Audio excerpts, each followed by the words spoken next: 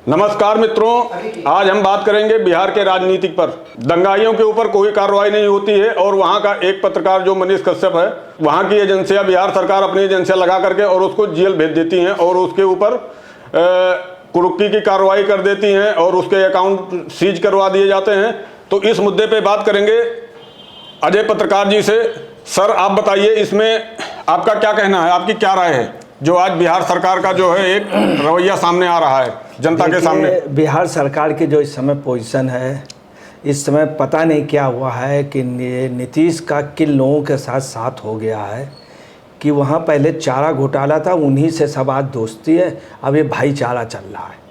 और जितनी बुरी तरीके से इन्होंने मनीष कश्यप जैसे एक पब्लिक लीडर को, जिसके सबसे ज़्यादा फॉलोअर थे, सबसे ज़्यादा लाइक थे, नीतीश से ज़्यादा लाइक थे, और वहाँ के सभी समाचार पत्रों ने, सभी चैनलों ने दी एक न्यूज़ कि बिहार के श्रमिकों से, हकीकत है पूरे दुनिया में अत्याचार होता है, हिंदुस्तान में हर जगह बिहार का श्रमिक बड़ी मेहनत से काम करता है, उसको उपेक्षित किया जाता है। मनीष ने ये बात कही सभी समाचार पत्रों ने। नीतीश ने सिर्फ तेजस्वी के कहने से और लालू यादव, मीसा के कहने पे उसको जेल भेज दिया, उसके ऊपर कई मुकदमे दायर करा दिए, उसके अकाउंट में पैसा दिखा करके बुरी तरीके से रिमांड में उसकी फैमिली को मारा, मनीष कश्यप को पीटा, उसके रिश्तेदारों को पीटा, ज़बरदस्ती जाके उसको थाने में पकड़ के बड़ी बेदर्दी से ला के दे दिया। मनीष उस समय रोया भी। फिर इन्होंने तमिलनाडु की गवर्नमेंट को दे दिया। ये सब तो इन्होंने एक झूठी कहानी बना करके किया। सवाल वहाँ ना हिंदू की है ना मुसलमान की है, इंसान है। दूसरी बात, वहाँ एक नई चीज़ आई है कि ये जो है वहाँ मुस्लिम वोट की लड़ाई है इस समय। मुस्लिम वोट जो वास्तव में राजद के साथ था, तो मुस्लिम वोट है वो थोक में राजद को जाता था। राजद की जो लालू की वहाँ पे मैच थी, बड़ी स्ट्रांग थी, यादव और मुस्लिम वोट उनको मिलता था और लालू वहाँ पे मेन फाइट पे रहते थे। हकीकत है कि अभी जो चुनाव हुए थे उसमें बीजेपी फर्स्ट में थी, सेकंड में राजद था और ये काफ़ी पीछे थे।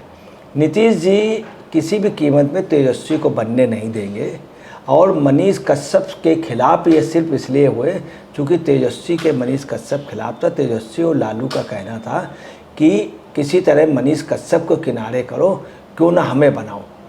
इनके खिलाफ जांचें भी हो गई, इनके खिलाफ इनकी अरेस्टिंग का, इनके खिलाफ गवाही का आ गया।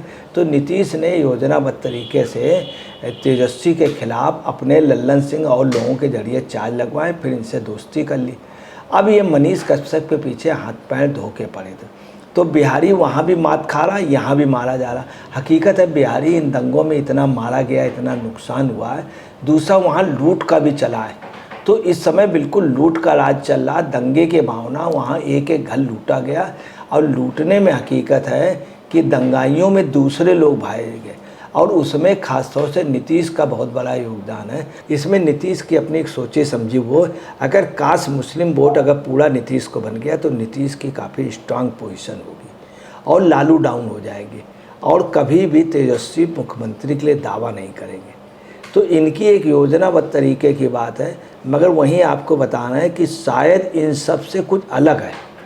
वहाँ पे जो इस समय जो सबसे पावर जो बन गया है, जो उसको कहते सन ऑफ बिहार, मतलब बिहार का पुत्र, वो हकीकत में सन ऑफ बिहार की जगह सन ऑफ बिहार हो गया।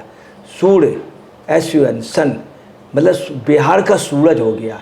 तो हम आपको बता रहे हैं काली घटा वहाँ जो है ये बादल छटेंगे और मनीष जो है कश्यप, वो आपको बता रहे हैं इन अंधेरे बादलों का काली घटा हटा करके वो सूर्य की तरीके चमकेगा। तीसरे आपको बता दे रहे हैं, वहाँ पर जो इलेक्शन के एनालिसिस करते थे, इनकी भी स्थिति जो है वहाँ पे हर जगह अच्छा लड़ेंगे और उन्होंने जो नई अपनी पार्टी बनाई है वो भी अच्छी करेगी। आगे का वहाँ का जो भविष्य मुझको लगता है, वो जो भविष्य लगते हैं वो हमको मनीष कश्यप ही लगते हैं और मनीष कश्यप के लिए ये सब लामबंद है। मगर कुछ में ये दंगे की मेन वजह रही कि इन्होंने जिस तरह मनीष कश्यप को डैमेज किया है, उससे लोग भी खिसियाए हुए थे। इन्होंने देखा कि आम पब्लिक, मुस्लिम भी विरोध में आ गया था। खान सर के साथ मुस्लिम था, खान सर बढ़िया आदमी थे, मुस्लिम भी इनका सपोर्ट कर रहा था मनीष कश्यप का। तो इन्होंने सोचा किसी तरह के लोग आपस में लड़ जाएंगे तो मनीष कश्यप का इशू ख़त्म हो जाएगा, हिंदू मुस्लिम इशू हो जाएगा। नीतीश कुमार इन सब चीज़ों के बहुत अनुभवी आदमी हैं, उन्होंने कई दंगे देखे हैं और दंगे में फ़ायदा उठाने भी जानते हैं। तो उनका यही था कि हिंदू मुस्लिम लड़ जाएं तो हम उसको फ़ायदा उठा लें। जी, एक पत्रकार के ऊपर कार्रवाई हो जाता है जो मनीष कश्यप है, लेकिन नीतीश कुमार जी जो है दंगाइयों के ऊपर कार्रवाई क्यों नहीं करते हैं? इसका क्या रीज़न हो सकता है? दंगाइयों पे इसलिए कार्रवाई, आपको बताना कई जगह झूठ बोला गया। नीतीश कुमार के सोर्सेज ने यहाँ तक कहा कि वहाँ मलेट्टी लग गई, जबकि मलेट्टी कहने लगे अभी अमित शाह गए, उन्होंने केंद्रीय बलों के लिए कहा है।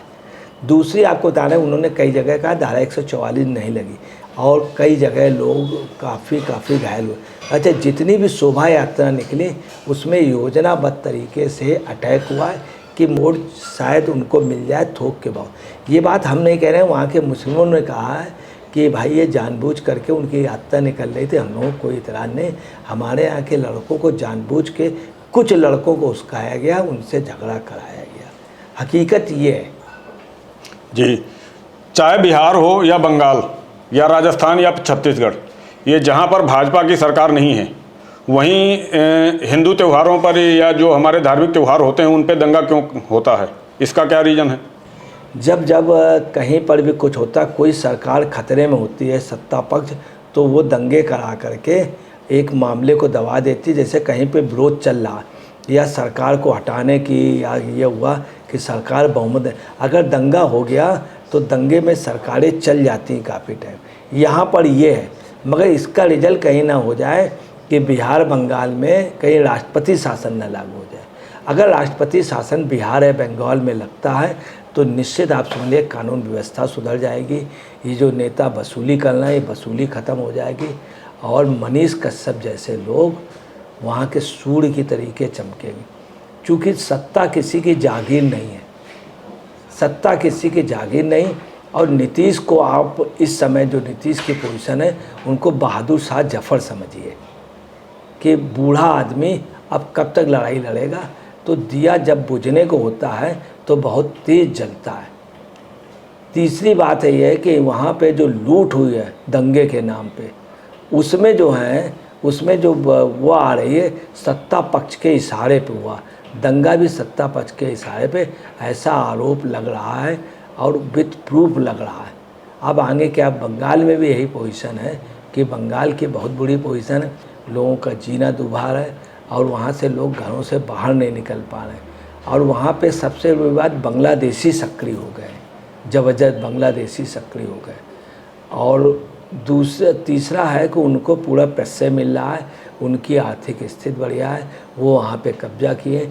दूसरी जो आम जनता है वो मकान बनवाती है, रहती है, खरीदती है, और जो बांग्लादेशी है वो जगह पे कब्जा करता है, कहीं से कोई सामान उठा लाता है, कहीं से कोई, वहाँ पे चोरी में पूरा इन्वॉल्व है और लूट सत्ता पक्ष के इशारे पे हो रही है। तो ये है हमारे अजय पत्रकार जी, जो आप लोगों को बहुत बढ़िया से समझाया।